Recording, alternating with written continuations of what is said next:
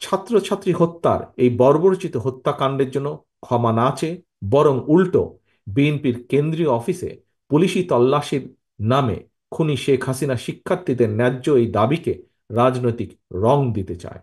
তবে হাসিনার ষড়যন্ত্রে আন্দোলনরত শিক্ষার্থী কিংবা দেশবাসী সজাগ এবং সচেতন। প্রিয় দেশবাসী, আওয়ামী লীগের হানাদার বাহিনীর হামলায় যারা হতাহত হয়েছেন তারা তো আপনার, আমার, আমাদেরই প্রিয় ভাই বোন, সন্তান কিংবা স্বজন। তারা নিজেদের সাংবিধানিক অধিকার নিশ্চিত করার দাবি নিয়ে রাজপথে নেমেছিলেন। সাম্য, মানবিক মর্যাদা নিয়ে একটি স্বাধীন রাষ্ট্রে স্বাধীনভাবে সম্মানের সঙ্গে বাঁচতে চেয়েছিলেন। স্ব অধিকার আর সম্মান নিয়ে বাঁচতে চাওয়াই কি ছিল তাদের অপরাধ? কেন আন্দোলনরত ছাত্রছাত্রীদের উপরে এমন বর্বরচিত হামলা চালানো হলো? আন্দোলনরত ছাত্রছাত্রীদের উপরে কেন গুলি চালানো হলো?